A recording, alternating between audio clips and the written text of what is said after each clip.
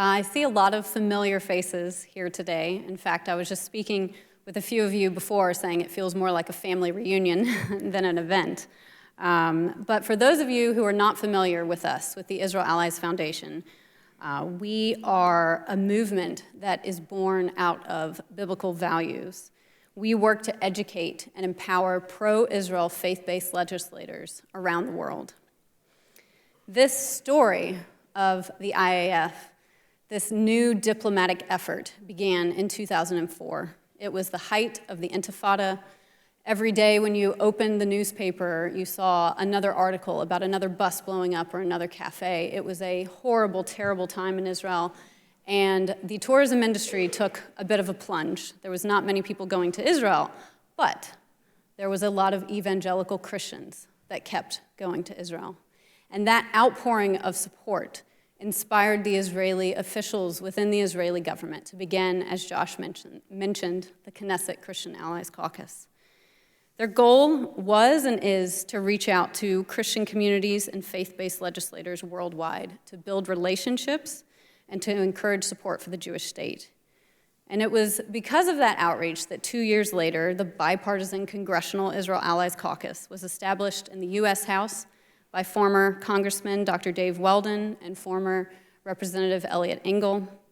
This caucus signaled a recognition that the Judeo-Christian values that America and Israel share are at the heart of our alliance and the special relationship between us. And because of the U.S. caucus's leadership, we now have 52 pro-Israel caucuses in nations all over the world.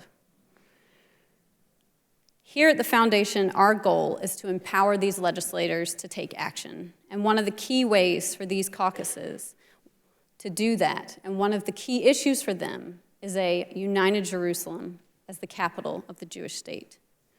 Today, we pause to celebrate two very important historic events. One commemorates that prophetic moment in modern history where 56 years ago, during the Six-Day War, Jerusalem was reunited under Israeli control. The other, as Josh mentioned, happened 5 years ago, when we witnessed the movement of the U.S. Embassy to Jerusalem in recognition of these facts. But today I want to thank the members of Congress who helped make that possible and who kept Jerusalem on the political front line. Year after year, the Congressional Israel Allies Caucus spoke out for Jerusalem, even when there was little advocacy to raise the issue. And even when there was pressure not to raise the issue and to be silent on Jerusalem. Since the Jerusalem Embassy Act passed in 1995 until 2018, there were over 160 pieces of legislation calling for the movement of the U.S. Embassy to Jerusalem. 5 years ago, when the U.S. Embassy was moved, 300 of us gathered together in Washington at another ACLI-ICEJ event to celebrate.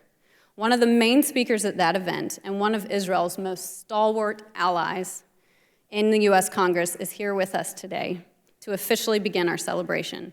He represents Colorado's 5th District and is a longtime member of the House Armed Services Committee. He's been a co-chair of the Congressional Israel Allies Caucus since 2011, and we are so proud to have him here with us today. Please help me welcome Congressman Doug Lamborn.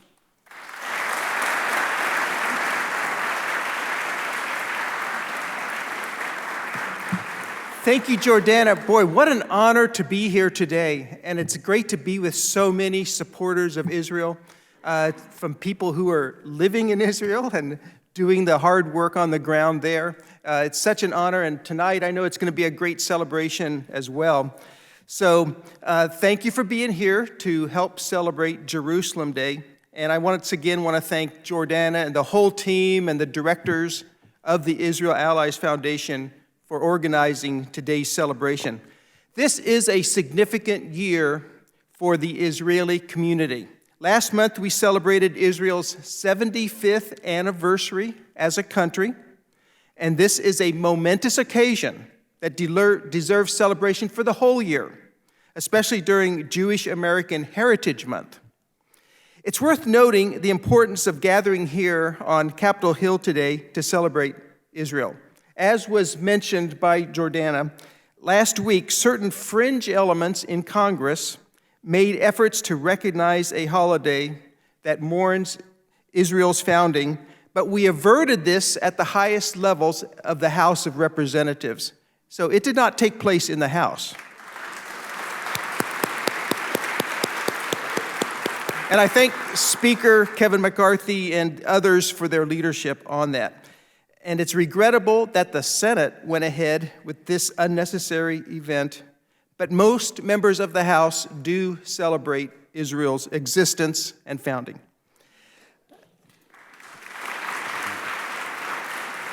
I'll say just a quick word about some of my own efforts because I'm so excited to be working on pro-Israel initiatives, especially given my position on the House Armed Services Committee for the last 16 years. I was the one who increased the original funding for Iron Dome back when it was first getting off the ground. I introduced, and it became law, the Taylor Force Act. With another representative from Florida, Gwen Graham, we initiated tunnel detection and defeat funding for U.S. and Israel to work together. I've been working on directed energy, Iron Beam, you may have heard of that, and getting funding for that, space programs, and things into the future. I have an amendment in the National Defense Authorization Act that if it's successful, will give $50 million a year for the next 4 years to pursue as a joint venture between our two countries, artificial intelligence, quantum computing, and directed energy. So those are the kinds of things. It's regrettable that we have to spend money on that. We wish we could take the swords and forge them into plowshares, but until that day arrives, we have to have our common defense as well.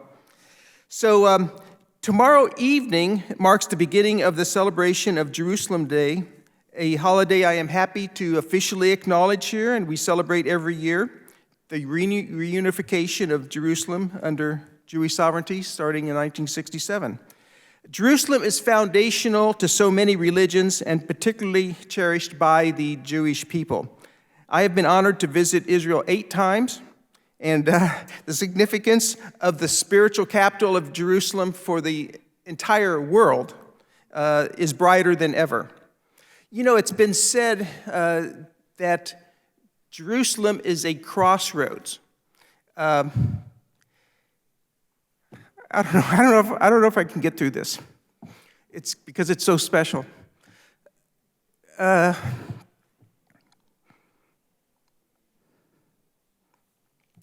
Jerusalem is the crossroads of East and West. It's the crossroads of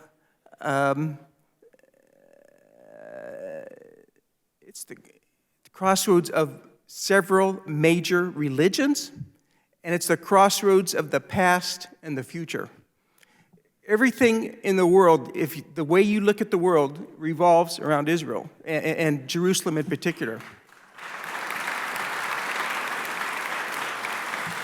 So I think all of us know how special Israel and Jerusalem are, and that's why we're here today. That's why I'm so glad I can be a part of this, a small part, and why I'm so glad every one of you are here today. We're going to celebrate all day and all night long, Jerusalem Day and the founding of Israel 75 years ago. Now with that, Jordana, I don't know if Brad Schneider was able to make it here yet or not. He's my Democratic co-chair. This is a bipartisan group in Congress. That's the best way to do things whenever you can on a bipartisan basis. But if and when till he gets back, I'm going to turn things back over to you, Jordana. Thanks a lot.